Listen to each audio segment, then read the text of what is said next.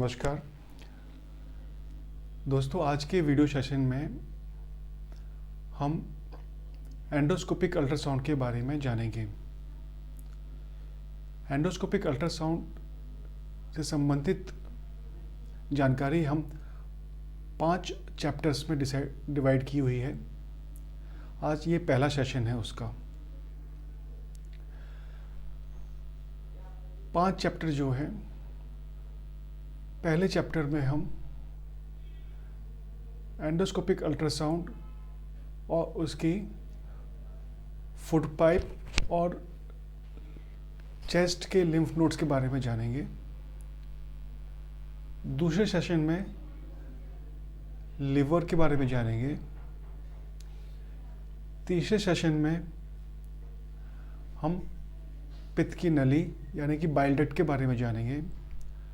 चौथे सेशन में हम पैंक्रियास के बारे में जानेंगे और आखिरी सेशन में हम जो आहार नली, स्टोमक या फिर ड्यूोडेनम की पहली लाइन होती है जिसको म्यूकोसल, उससे संबंधित बीमारियों के बारे में जानेंगे। दोस्तों, एंडोस्कोपिक अल्ट्रासाउंड एक अति आधुनिक डायग्नोस्टिक मॉडलिटी है जिसमें कि 2 चीज़ों का मिश्रण होता है, जैसे कि नाम बताता है, एंडोस्कोपी और दूसरा अल्ट्रासाउंड। एंडोस्कोपी, जैसे कि आप सभी जानते हैं, एक इंस्ट्रूमेंट है जिससे हम मुंह के जरिए आहार नली और पेट में डालते हैं और वहाँ के विभिन्न रोगों के बारे में जानते हैं। इसका लिमिटेशन है कि यह सिर्फ अंदर की संरचना के बारे में बता सकता है। अब स्टोमक या फूड पाइप की लाइनिंग के बाहर क्या बीमारी है, उसके बारे में जानकारी के लिए हमें ऐसे वेव्स की ज़रूरत होती है जो कि इसको पेनिट्रेट करे और उसके अक्रॉस जाकर इंफॉर्मेशन इकट्ठी करे। अल्ट्रासाउंड का कोलैबोरेशन एंडोस्कोपिक के साथ, इसी को बोलते हैं एंडोस्कोपिक अल्ट्रासाउंड या संक्षिप्त में EUS। दोस्तों, आज के सेशन में हम EUS का फूड पाइप के आसपास के ऑर्गन्स यानी चेस्ट और उसके लिम्फ नोड्स के बारे में जानेंगे। EUS जो सामान्यतः हम लोग लॉन्गिट्यूडनल EUS बोलते हैं जिसको, या लीनियर EUS बोलते हैं, ये जैसे कि एंडोस्कोप मुंह से जाता है वैसे ही जाता है और फूड पाइप के आसपास के रीजन को स्कैन करता है। फूड पाइप पे आसपास का रीजन क्या है? उसमें आते हैं लिम्फ नोड्स,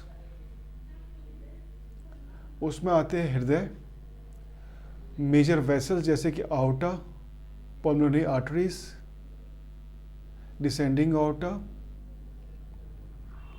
और एजाइगस वेन जो कि एक इम्पॉर्टेंट वेन है चेस्ट के अंदर।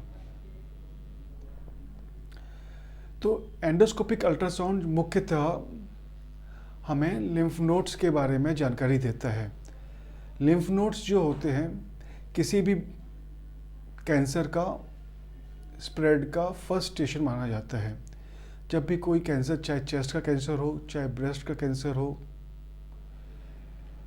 लंग्स का कैंसर हो, या नीचे पैंक्रियास का, गॉल ब्लैडर का, स्टोमक का कैंसर, ये सभी कैंसर लिम्फ नोड्स में स्प्रेड करते हैं।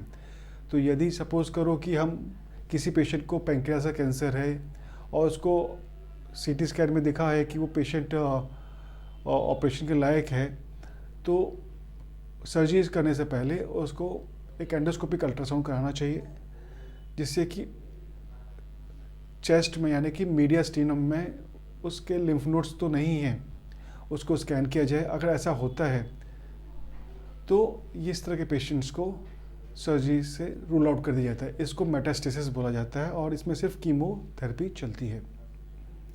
यह एक उदाहरण है। इसी तरह चेस्ट के अंदर विभिन्न लिम्फ नोड्स होते हैं, उसको हम स्कैन कर सकते हैं।